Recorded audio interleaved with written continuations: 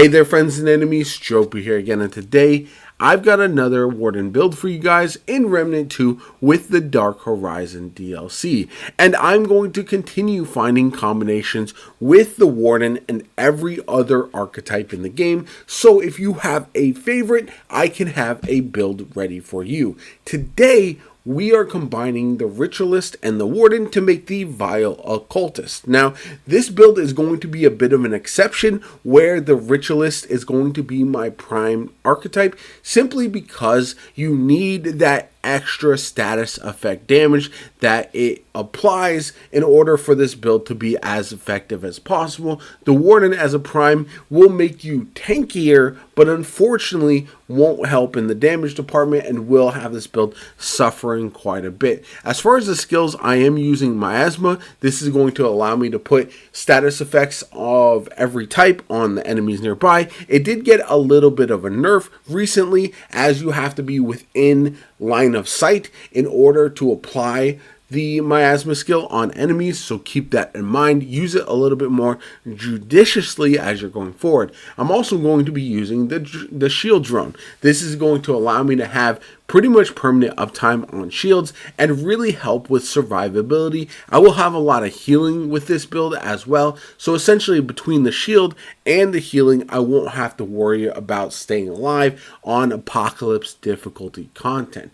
Now, as far as what else I am rocking, I have on the Radiant armor set. You can rock whatever you'd like. Personally, I like this because it allows me with some of my traits to have the light roll, which I think is very, very important for this one. Medium roll, apologies, as it allows me to dodge pretty often and not really have a punishing stamina problem. So I'm also rocking the Tranquil Heart. This will allow me to regen health pretty much all the time, which is very nice with this build, especially when you are running boss rush mode, because you will be essentially healing to full in between encounters, so you really don't have to worry about using your relic unless you get in trouble. As far as the amulet, I'm running the Energized Neck Coil. This is going to allow me to do a lot more damage with my status effects. Then we have Burden of the Destroyer, so that way I'm going to deal more damage. I don't really need to worry about the damage range of my firearms for the most part,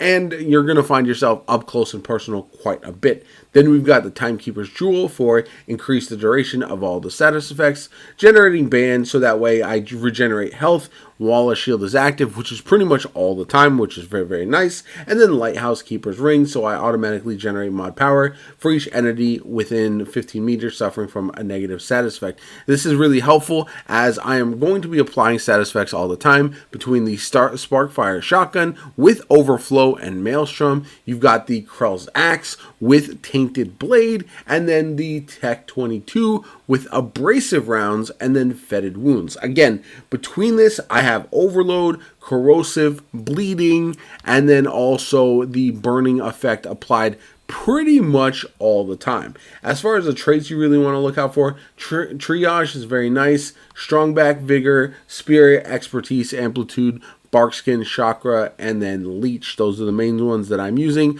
I am getting some lifesteal in there, and I will be using some items in order to apply the lifesteal as well. I really like having on the Sanguine Vapor at all times, just because it really is helpful having that additional lifesteal. It might be a little bit overkill with the healing, but I found that when I'm taking on bosses in the boss rush mode, it is incredibly helpful to have multiple different sources of healing, so that way every time I take damage, yes, it knocks off my shield, but I'm back to full relatively quickly, and I don't have to worry about getting knocked. One of the big things is I play a lot of co-op, and oftentimes I am trying to stay alive as my teammate might struggle with that, and they may be doing a bit more damage than me, but that doesn't matter if you die and lose all of your progress. So I do like the combination of tankiness and also the dot damage that you're able to do with this build, and it works out very, very nicely. As far as the fragments go and your prism, you really want to focus on either mod and skill cast speed. You've got status effect buffs, and then also skill cooldown is very, very nice. Mod duration is also tremendous as well. Unfortunately, my Prism is not good for this build specifically, so I wasn't able to really show it off, but that just shows you how effective this build is without being fully maxed out. Once I have a fully upgraded Prism, this one's going to be even better. I'm going to be able to use my Ritualist skill on cooldown pretty much all the time. I'm going to have my mod active all the time between my Sparkfire shotgun with the overflow or my Tech 22 with the abrasive rounds. Either one of those should be up pretty consistently once I do have my Prism perfected, especially if you're looking at mod duration plus mod cooldown. So I think it's a combination that works out really, really well. And yeah, I enjoy this build quite a bit. I've been a big fan of status effect builds for quite some time. Obviously, I was a big fan of the Invoker and the Ritualist combination, and still am, to be honest, as they are quite effective. Now, keep in mind that there are certain bosses that you may or may not struggle with in the game because of some of the modifiers, and so it does look like your damage isn't quite hitting as hard, but that's not really the end of the world, because ultimately, even though they have elemental resist, you're still able to take them down, even though it does take a little bit longer because of how much survivability you have. There was never any time during my runs when I was doing 7-round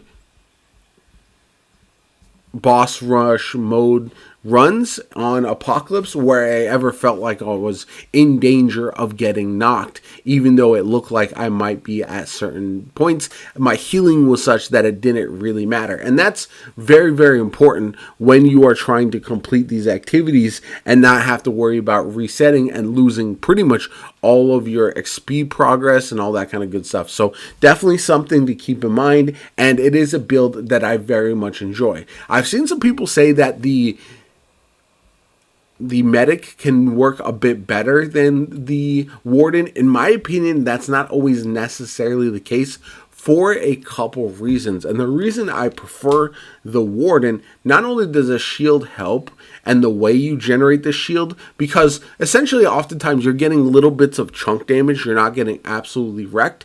And so instead of having a one-shot shield that once it goes away, you got to wait for that to cool down, you have little chunks of the shield all the time, and so that's going to be really, really helpful. Add that to the fact that when you have the shield ready to go, you are going to be healing pretty much all the time with this build, and so you have kind of the best of both worlds, which I think is very important. Plus, the last ditch shield when your health drops below 25% is also very nice. You get a guaranteed stack of bulwark all the time. It's just a very nice combination, and so I prefer the warden personally to the medic. Although, to be honest, the medic has never really been my cup of tea as much as some of the other options, even though I know a lot of people love it. Anyway, let me know what you guys think in the comments down below. Like the video if you enjoyed it. Subscribe as always. My name is JoPa. I hope you enjoyed it. Like, comment, subscribe. Have a good one. I'll catch you all later.